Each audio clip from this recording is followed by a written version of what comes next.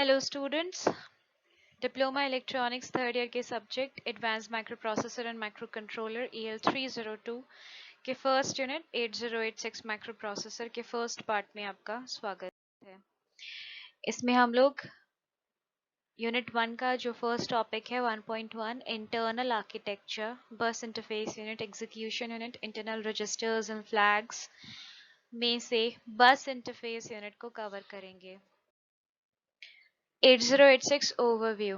8086 Intel द्वारा release किया गया पहला 16 बिट प्रोसेसर था। इसे 1978 में इंटेल ने रिलीज किया था। 8086 में 20 बिट की एड्रेस बस होती है। 20 बिट के एड्रेस बस का मतलब 2⁻20 यानी 1 मेगाबाइट्स की मेमोरी स्पेस को एक्सेस किया जा सकता है। टोटल 1 मेगाबाइट्स की मेमोरी ये यूज कर सकता है। 8086 में 16 बिट की डेटा बस होती है, यानी ये एक साथ 16 बिट्स को प्रोसेस कर सकता है। 8085 का एडवांस वर्जन है 8086, उसमें 8 बिट की डेटा बस होती है, वो 8 बिट को एक साथ प्रोसेस कर सकता है। इसमें 16 बिट की डेटा बस होती है, ये 16 बिट्स को एक साथ प्रोसेस कर सकता है। उसमें 16 बिट की एड्रेस बस थी, तो टोटल जो मेमोरी मिलती थी वो 64 किलोबाइट की मिलती थी, लेकिन यहाँ पे 20 बिट की एड्रेस बस है तो 1 मेगाबाइट मेमोरी स्पेस अवेलेबल है। 8086 के आर्किटेक्चर में बेसिकली 5 कंपोनेंट्स इंक्लूडेड है: arithmetic logic unit, flags, general registers, instruction byte queue and segment registers. किसी भी चीज का आर्किटेक्चर हम किसे कहते हैं? उसकी आंतरिक बनावट को, उसके आंतरिक संरचना को, कि उसके अंदर क्या क्या कंपोनेंट्स इंक्लूडेड हैं जो उसके प्रोसेसिंग में, उसकी वर्किंग में काम आते हैं। अरिथमेटिक लॉजिक यूनिट, जैसे कि नाम से हम देख सकते हैं, जहाँ पे अरिथमेटिक और लॉजिकल कैलकुलेशंस होंगी। फ्लैग वो रजिस्टर्स होते हैं जिसमें आप जो भी माइक्रो प्रोसेसर प्रोसेसिंग करता है उसके अकॉर्डिंग जो रिजल्ट आता है उसके स्टेटस को फ्लैग में स्टोर कर देता है कि रिजल्ट किस प्रकार का था। General purpose registers microprocessor के अंदर छोटी सी मेमोरी स्पेस होती है जिसे वो प्रोसेसिंग के दौरान डेटा को टेम्पररी वे में स्टोर करने के लिए यूज करता है। जो उसके बड़े बड़े प्रोग्राम्स हैं या डेटा है या रिजल्ट है वो सब मेमोरी में सेव होता है, लेकिन जिस वक्त उसे प्रोसेसिंग करनी है उस समय वो मेमोरी से डेटा लाकर या जो भी रिजल्ट उसका आता है वो थोड़ी देर के लिए, जब तक कि मेमोरी में वो सेव नहीं करता तब तक के लिए वो इन रजिस्टर्स में सेव करने के लिए इनको यूज करता है। Instruction byte Q. 8086 में एक और एडवांस फीचर है कि जब एक इंस्ट्रक्शन एग्जीक्यूट हो रहा होता है तो उसके आगे के 6 बाइट्स को वो पहले ही मेमोरी से पढ़कर म्यूपी में लाके रख लेता है। तो वो जो 6 बाइट्स लेकर आता है वो इंस्ट्रक्शन बाइट क्यू के अंदर रखता है। ये एक रजिस्टर होता है जिसमें 6 बाइट्स स्टोर किए जा सकते हैं। लास्ट है सेगमेंट रजिस्टर्स। माइक्रो प्रोसेसर का, जैसे मैंने आपको बताया, इसमें 1 मेगाबाइट की मेमोरी अवेलेबल है, तो उस मेमोरी को 4 हिस्सों में डिवाइड किया गया है जिन्हें सेगमेंट्स कहा जाता है। उन सेगमेंट्स का जो स्टार्टिंग एड्रेस है जिसे बेस एड्रेस कहते हैं, वो एड्रेस इन सेगमेंट रजिस्टर्स में सेव होता है। इससे म्यूपी को पता चल जाता है कि कौन सा रजिस्टर कौन सा सेगमेंट, मेमोरी सेगमेंट किस एड्रेस से स्टार्ट हो रहा है, तो डेटा उसे कहाँ पर सेव करना है। माइक्रो प्रोसेसर 8086 का जो फर्स्ट फीचर है वो ये है कि 8086 के प्रोसेसर को 2 भागों में विभाजित किया हुआ है। एक है BIU, बस इंटरफेस यूनिट, और एक है EU, एग्जीक्यूशन यूनिट।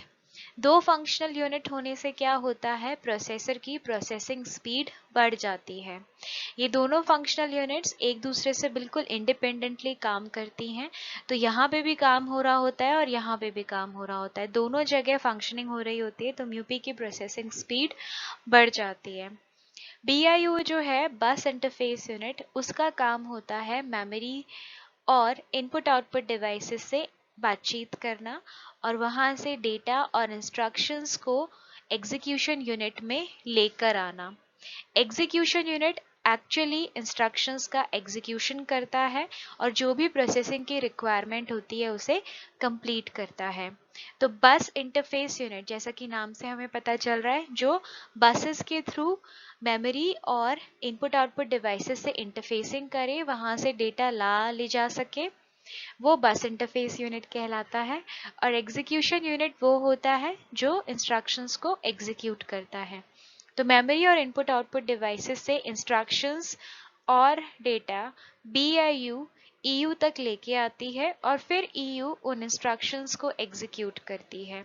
इस प्रकार ये दोनों इंडिपेंडेंटली काम करते हैं। जब EU में किसी इंस्ट्रक्शन का एग्जीक्यूशन हो रहा होता है, उस वक्त BIU नेक्स्ट इंस्ट्रक्शन को मेमोरी से ला रही होती है।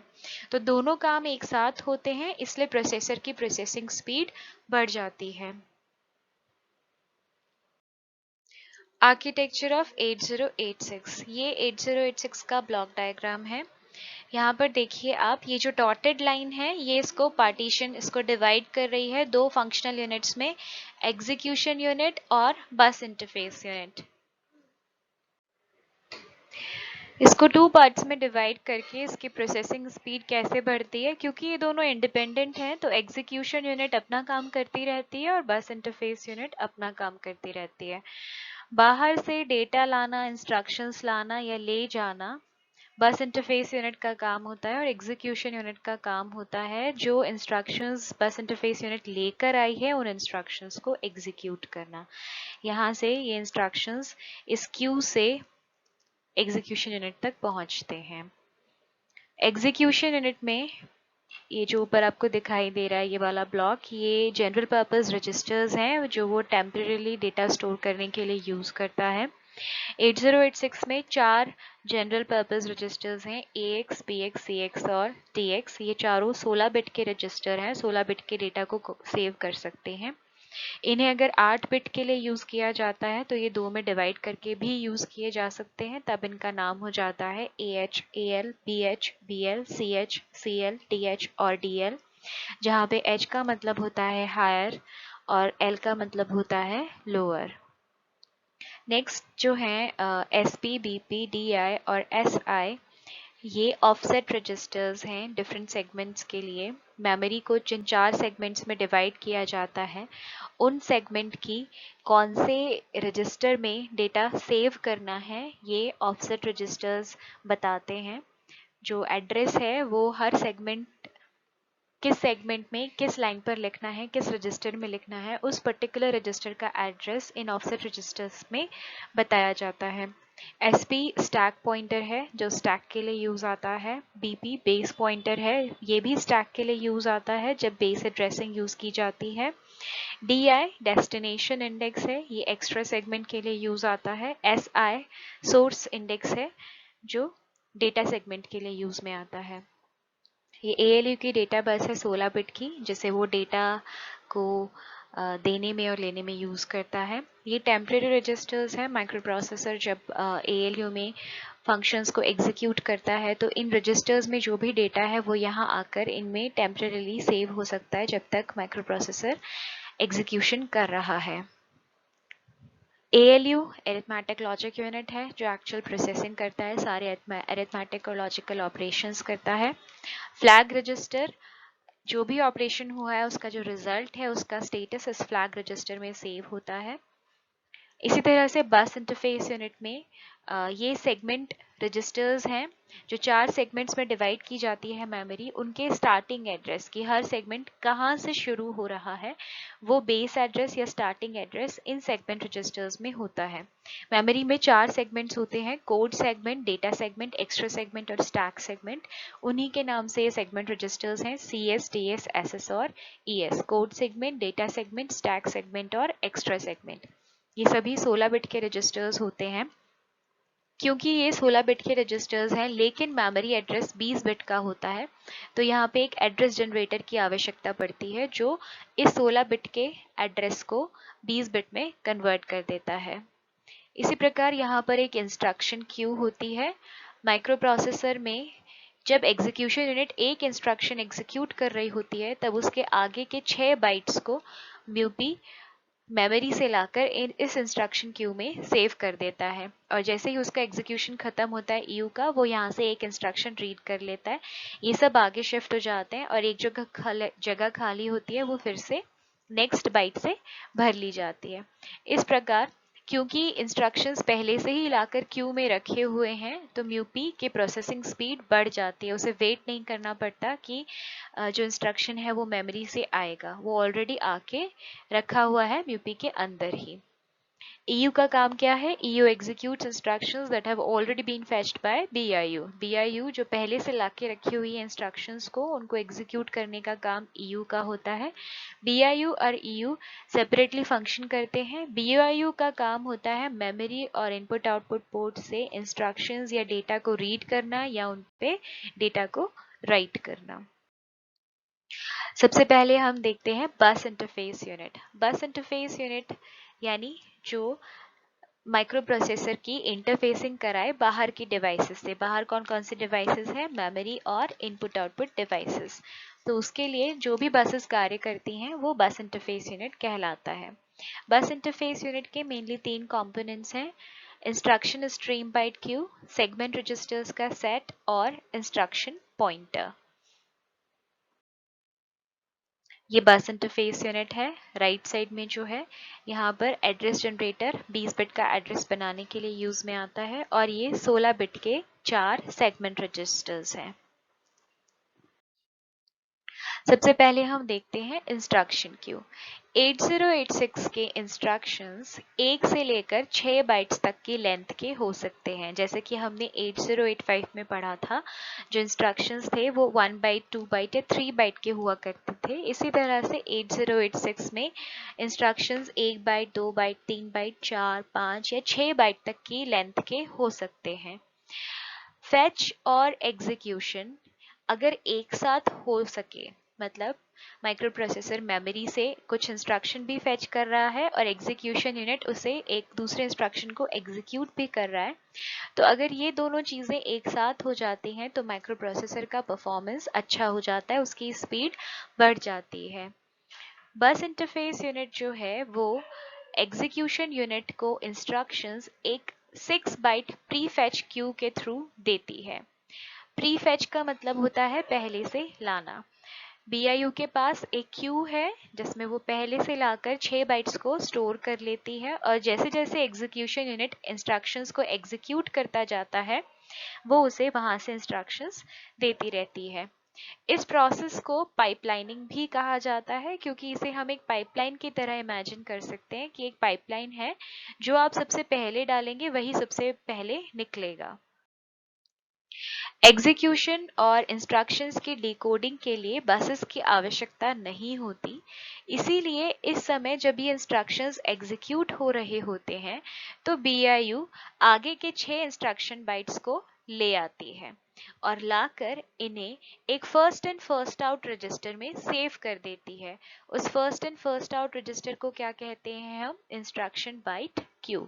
फर्स्ट एंड फर्स्ट आउट का मतलब जो पहले आया है वही पहले जाएगा।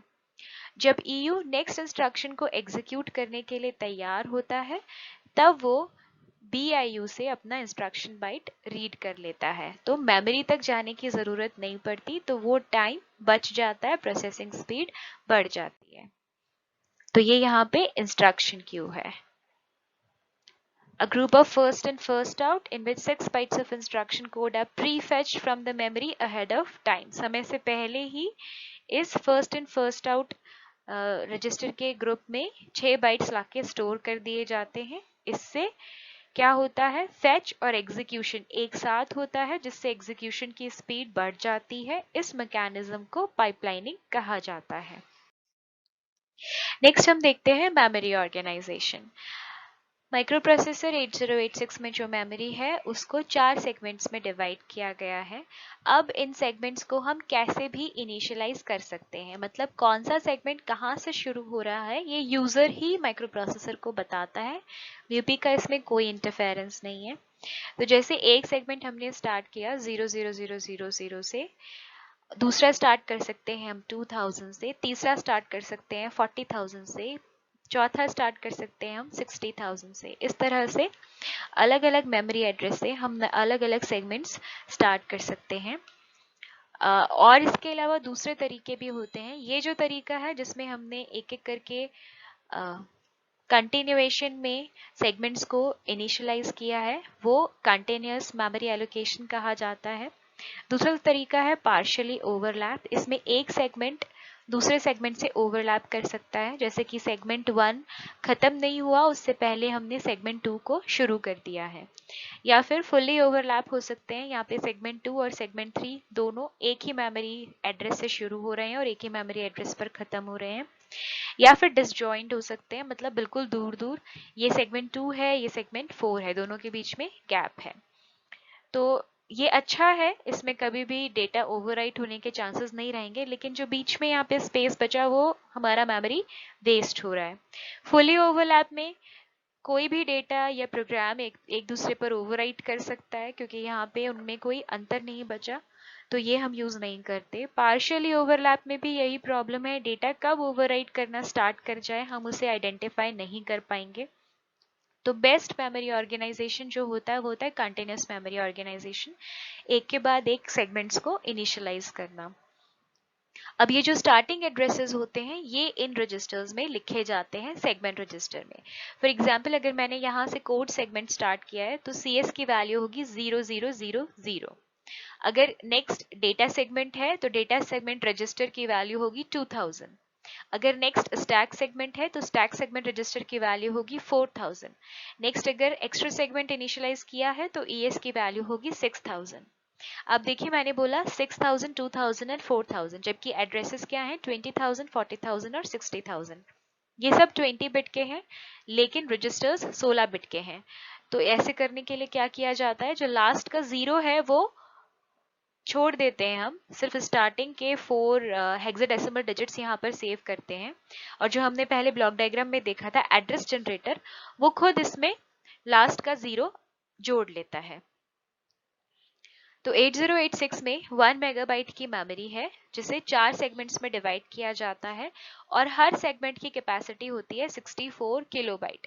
8085 जैसे हमने पढ़ा था, तो 8085 में टोटल मेमोरी 64 KB अवेलेबल थी, लेकिन यहाँ पे हमारे पास हर सेगमेंट में 64 किलोबाइट मेमोरी अवेलेबल है और टोटल कितनी अवेलेबल है 1 मेगाबाइट। इन 4 सेगमेंट्स को 8086 डायरेक्टली एड्रेस कर सकता है।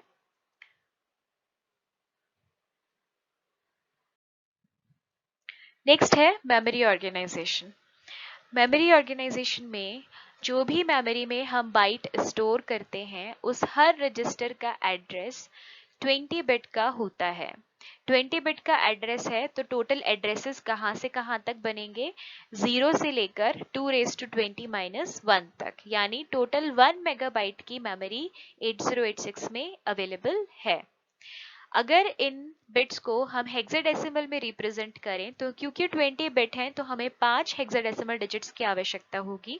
तो जो एड्रेस रेंज जाएगी वो जाएगी 00000 से FFFFF तक। लेकिन जो 20 बिट के एड्रेसेस हैं वो 16 बिट के रजिस्टर्स में नहीं आ सकते। तो इस प्रॉब्लम को सॉल्व करने के लिए क्या किया गया, मेमोरी सेगमेंटेशन, मेमोरी को सेगमेंट्स में डिवाइड कर दिया गया। 8086 की मेमोरी को 4 सेगमेंट्स में डिवाइड किया गया और हर सेगमेंट की स्पेस कितनी अवेलेबल है 64 किलोबाइट। हर सेगमेंट में 64 किलोबाइट्स सेव हो सकते हैं। तो हर सेगमेंट एड्रेस एक 16 बिट का नंबर है जिसकी रेंज होगी 0000 से लेकर FFFF तक। क्योंकि हमने उन्हें 4 ब्लॉक्स में डिवाइड कर दिया है जैसा हमने पहले देखा, और लास्ट का 0 हम छोड़ देते हैं, तो हर सेगमेंट एड्रेस कितने बिट का हो जाता है 16 बिट का। तो उनकी रेंज कहाँ से कहाँ तक जाएगी 0000 से लेकर FFFF तक। इस सेगमेंट में अगर हमें कोई पर्टिकुलर मेमोरी लोकेशन ढूंढनी है तो उसे हम किससे ढूंढते हैं, ऑफसेट से। ऑफसेट की रेंज होती है 0000 से लेकर FFFF तक। ऑफसेट भी 16 बिट। सेगमेंट रजिस्टर्स में सेगमेंट का स्टार्टिंग एड्रेस होता है कि सेगमेंट कहाँ से शुरू हो रहा है। क्योंकि ये 16 बिट का होता है तो इसका फिजिकल एड्रेस लास्ट में एक हेक्साडेसिमल 0 जोड़कर 20 बिट में कन्वर्ट किया जाता है। ऑफसेट किसे कहते हैं? सेगमेंट में सेगमेंट जो स्टार्ट हो रहा है उसके फिर कौन से रजिस्टर पे हमें डेटा सेव करना है, वो जो डिस्टेंस है, वो जो दूरी है, वो ऑफसेट द्वारा बताई जाती है। तो किसी भी मेमोरी एड्रेस, किसी भी मेमोरी रजिस्टर का जो फिजिकल एड्रेस है वो ऑफसेट एड्रेस और सेगमेंट एड्रेस को जोड़कर निकाला जाता है। जैसे कि यहाँ पे हम एक सेगमेंट की बात करें जो 80,000 से स्टार्ट हो रहा है, तो सेगमेंट रजिस्टर में एड्रेस क्या लिखा होगा? 8000। इसमें लास्ट में हम 4 जीरो ऐड करके इसे क्या बना लेंगे? 80,000। अब ये इसका बेस एड्रेस हो गया। अब इस सेगमेंट में, ये सेगमेंट 8000 से शुरू हो रहा है और खत्म कहाँ पे हो रहा है? 8FFFF पर। तो यहाँ पे ये जो सेगमेंट है इसमें हमें अगर 0250 लोकेशन, यानी हमें किस पे लिखना है? 80250 वाली लोकेशन पे लिखना है, तो ये जो डिफरेंस है, ये डिफरेंस कौन बताता है? ऑफसेट। सेगमेंट कहाँ से स्टार्ट हो रहा है? 8000 से। 8000 से जो सेगमेंट स्टार्ट हो रहा है उसके 250 नंबर रजिस्टर पे अगर हमें लिखना है, तो ये जो डिस्टेंस है स्टार्टिंग से कौन से रजिस्टर पे हमें लिखना है, फर्स्ट पे, सेकंड पे, थर्ड पे, 10th पे, 100 पे या 1000 पे, तो वो कौन बताता है? ऑफसेट। मेमोरी एड्रेस को जनरेट करने के लिए जो सेगमेंट रजिस्टर में 16 बिट्स हैं उनके आगे 0 ऐड किया जाता है, उसमें ऑफसेट वैल्यू के 16 बिट्स ऐड करते हैं, तो हमें टोटल फिजिकल एड्रेस के 20 बिट्स मिलते हैं। Segments of memory. 8086 की मेमोरी को 4 सेगमेंट्स में डिवाइड किया गया है। कोड सेगमेंट, जिसे प्रोग्राम मेमोरी भी कहा जाता है, यहाँ पर प्रोग्राम सेव कर सकते हैं। डेटा सेगमेंट, जिसे डेटा मेमोरी भी कहा जाता है, यहाँ पे डेटा सेव किया जा सकता है।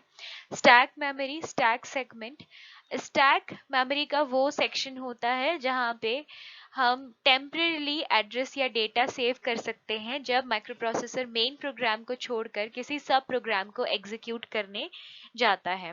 तो जो भी उसका अभी करंट स्टेटस है उसको सेव करने के लिए हम स्टैक यूज करते हैं, ताकि जब वो सब प्रोग्राम से मेन प्रोग्राम में वापस आए तो वो किस एड्रेस पे था और कौन सा डेटा यूज कर रहा था वो सब उसे एज इट इज मिल पाए। लास्ट है एक्स्ट्रा सेगमेंट, एक्स्ट्रा मेमोरी जो होती है। ये सेगमेंट एग्जैक्टली डेटा मेमोरी की तरह ही है, और अगर हमें डेटा सेगमेंट छोटा पड़ता है, एडिशनल डेटा अगर हमें सेव करना है, तो उसके लिए हम एक्स्ट्रा सेगमेंट को यूज कर सकते हैं।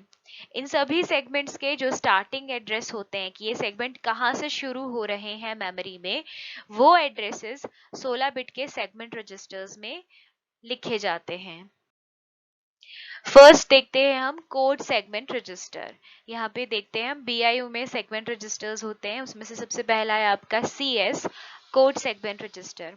कोड सेगमेंट रजिस्टर में कोड सेगमेंट का स्टार्टिंग या बेस एड्रेस होता है, और इसका ऑफसेट एड्रेस जो होता है वो किस में होता है? IP में, इंस्ट्रक्शन पॉइंटर में। कोड सेगमेंट का ऑफसेट एड्रेस हमेशा माइक्रोप्रोसेसर इंस्ट्रक्शन पॉइंटर से ही लेता है। ये बताता है कि नेक्स्ट इंस्ट्रक्शन बाइट कहाँ से लेना है। Bus interface unit 20 bit physical address को कैलकुलेट करने के लिए जो भी कोड सेगमेंट में लिखा हुआ है स्टार्टिंग एड्रेस, उसको 4 बिट शिफ्ट करती है, वहां पे 0 लगाती है और उसमें क्या ऐड करती है? IP के 16 बिट, क्योंकि ये इसका ऑफसेट एड्रेस है। तो स्टार्टिंग एड्रेस लिया कोड सेगमेंट से, उसमें लास्ट में 0 ऐड किया और फिर उसमें IP इंस्ट्रक्शन पॉइंटर के कंटेंट्स को ऐड कर दिया जो ऑफसेट एड्रेस बता रहे हैं। तो एक्चुअल एड्रेस मिल जाता है उस मेमोरी लोकेशन का जिस पे आप लिखना या पढ़ना चाहते हैं। नेक्स्ट है डेटा सेगमेंट रजिस्टर यानी DS। Data segment register current data segment को पॉइंट करता है। यहाँ से मोस्टली हम क्या लेकर आते हैं? ऑपरेंड्स, क्योंकि ये डेटा को सेव करके रखता है। तो जहां से भी डेटा सेगमेंट स्टार्ट हो रहा है वो स्टार्टिंग एड्रेस इस रजिस्टर में होता है। 16-bit contents of SI and DI are used as offset.